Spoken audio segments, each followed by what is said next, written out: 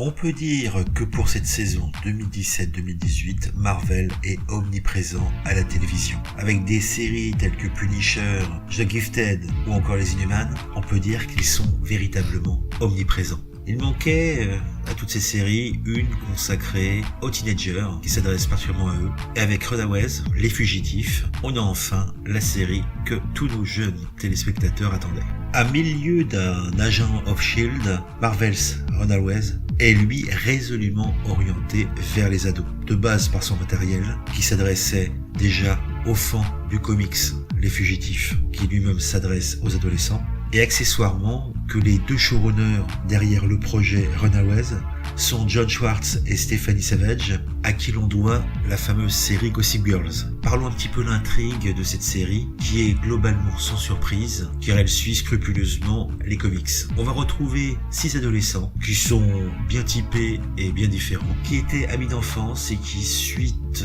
au décès de la sœur de l'un des membres du groupe, sont désormais très en froid. Cependant, nos jeunes héros vont découvrir que leurs parents, qui sont également tous amis et membres d'une organisation baptisée Pride, font partie d'une étrange secte et cachent clairement quelque chose de pas net. Cette découverte va pousser tous ces adolescents à se ressouder et enquêter ensemble sur les activités étranges et visiblement particulièrement criminelles de leurs parents.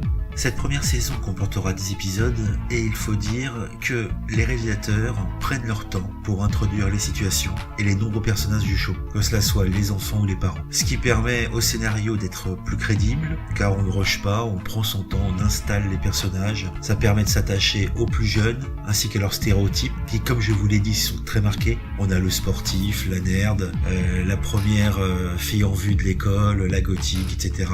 Ça permet également de mieux appréhender les motivations des adultes et de constater qu'il y a comme dans cette série une mise en avant des personnages féminins plutôt que ceux masculins. Après, niveau acting, tous les acteurs ne sont pas égaux et certains sortent du lot, d'autres sont assez pâteaux, mais ils sont tous bons, car tout cela sent bon, avec du charme, des dialogues corrects, et ça passe. Alors ces ados vont avoir des pouvoirs qui vont petit à petit apparaître. On les connaît pas tous obligatoirement dans les épisodes que j'ai vus jusqu'à maintenant. On en viendrait même parfois à oublier qu'on est dans l'univers Marvel.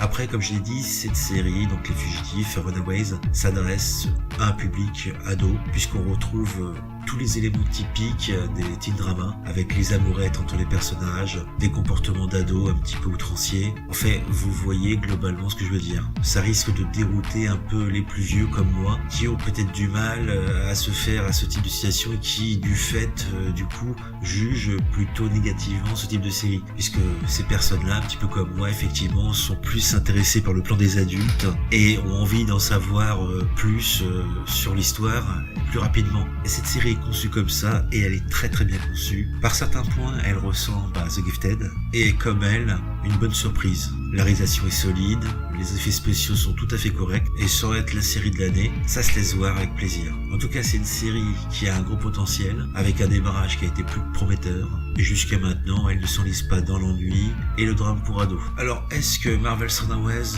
change drastiquement ce type de série? Est-ce que c'est vraiment différent d'une série pour adolescents avec des super-héros?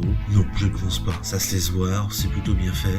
Et comme tous les dramas de ce type qui s'adressent aux adolescents, on retrouve les questions existentielles, les sujets à aborder impérativement dans ce type de série, avec comment passer à l'âge adulte, quelles sont les relations entre les parents et enfants, la gestion du deuil, ou encore la naissance des pouvoirs. En tout cas, le scénario est intriguant. On sent bien que les personnages sont dépassés par les événements. Donc je dis, série à voir, en tout cas à tester. C'est clair que pour les téléspectateurs adultes, ça risque d'être un petit peu difficile à suivre, puisque il y aura peut-être un ennui certain qui va apparaître. Par contre, pour le public ado et jeune adulte, je pense qu'ils seront assez friands de cette série vraiment bien foutu.